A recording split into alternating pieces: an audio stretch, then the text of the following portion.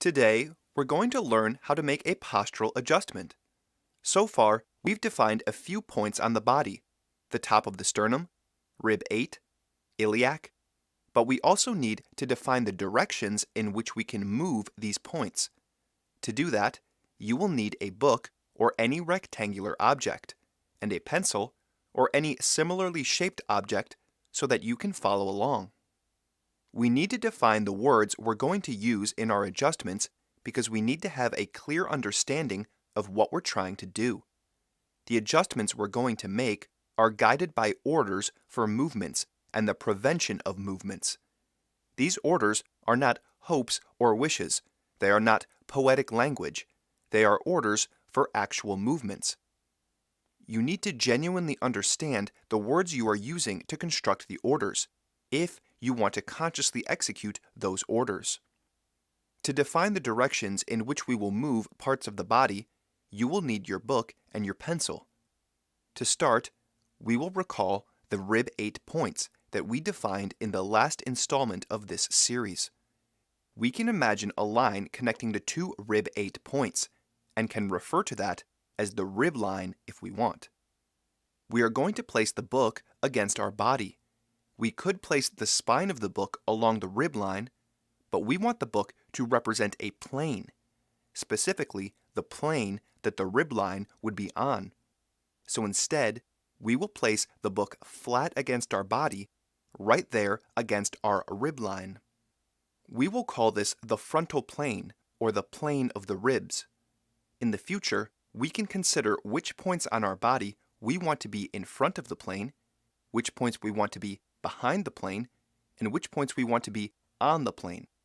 But for now, we will use our conception of this plane to define the directions of movement that we will use in our adjustments. The first direction is forward, so grab your pencil and please use it to show what you would think forward in relation to this plane would mean. It's not a trick question. Forward is 90 degrees to the plane, essentially straight out in front of you.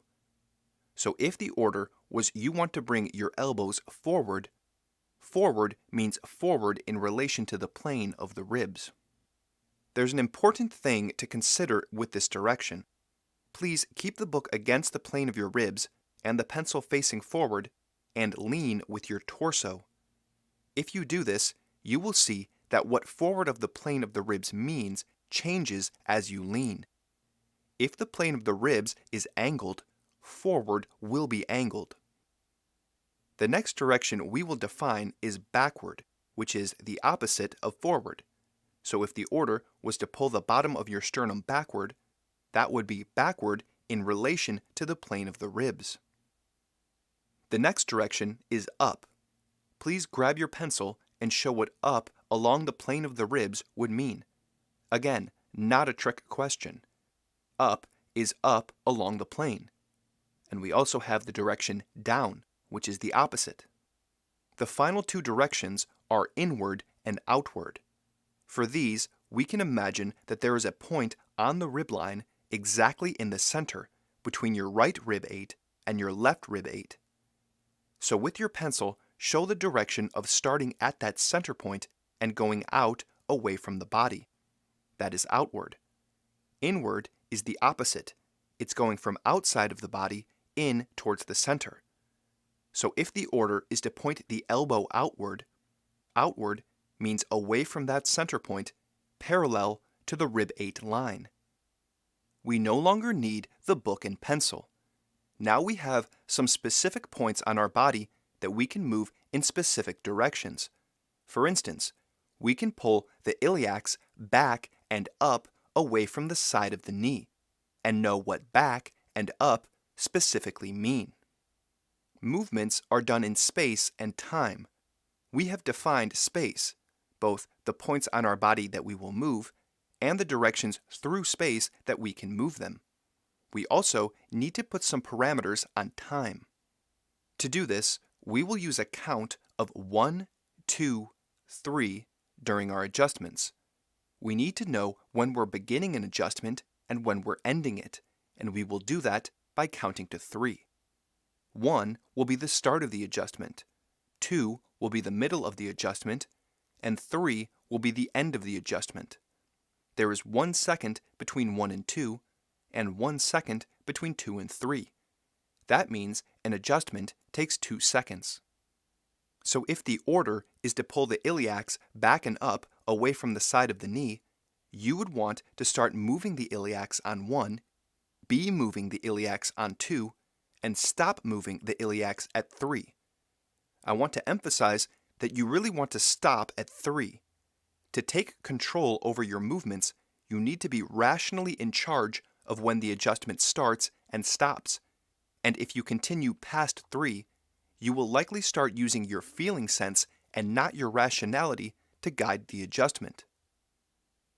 When counting to 3, you want to make sure that you're not starting your adjustment prior to 1 and are not continuing your adjustment past 3. That might sound easy, but it can take a little time to get used to. In fact, many people have trouble at first doing a 1, 2, 3. Some people will spit out 1, 2, 3 and then make the adjustment.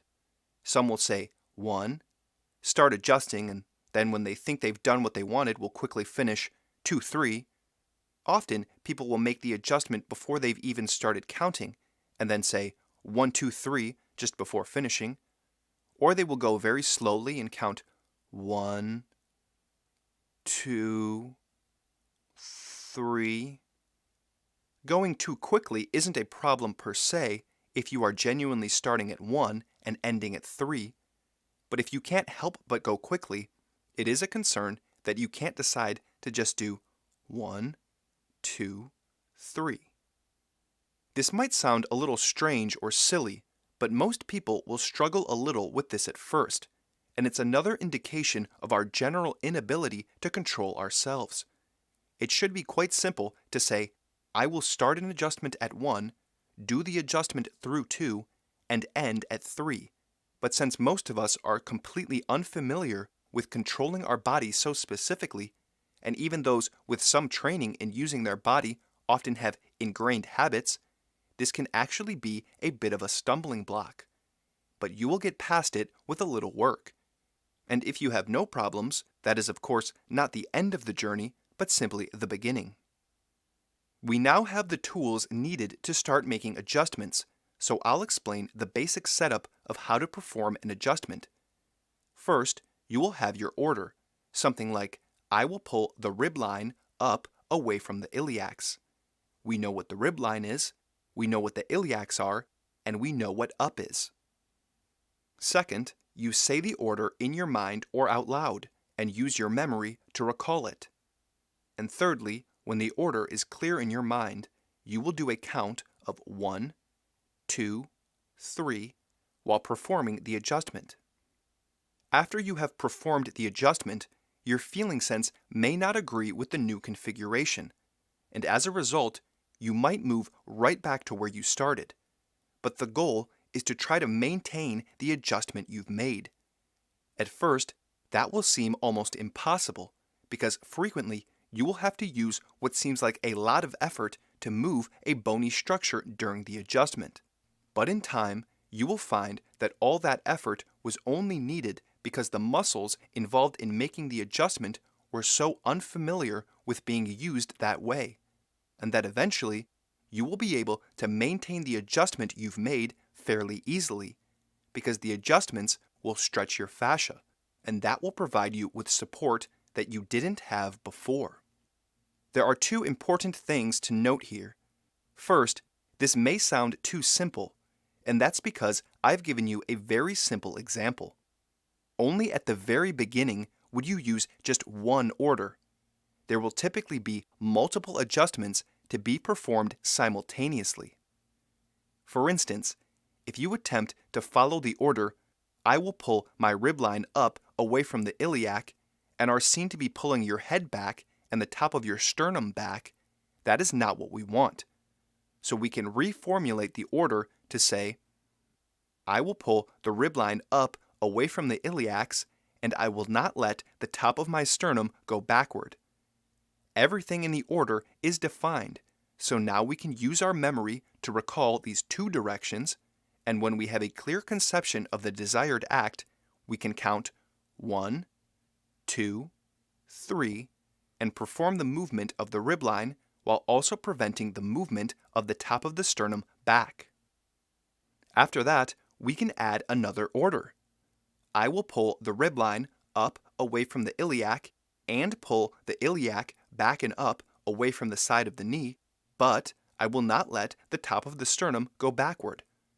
As we add more orders, it will obviously become more difficult to remember the orders, but that's okay, because that is the skill that we are developing, the ability to recall multiple orders and perform those multiple orders at once.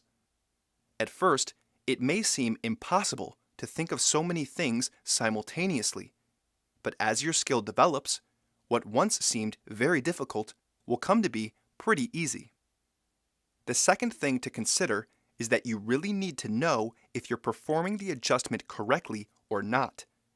To do that, you need some form of objective feedback.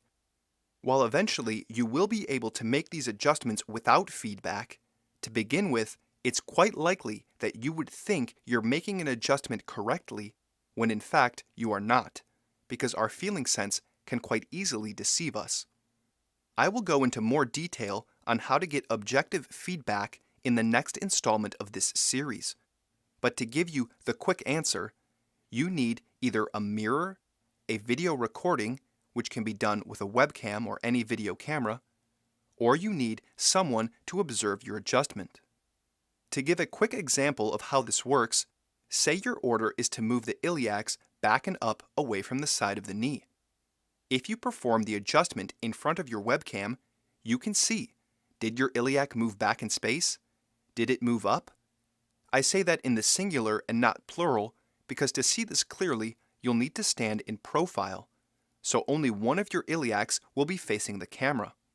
But because we have clear definitions, we can objectively say if we've moved the iliac backward and upward or not.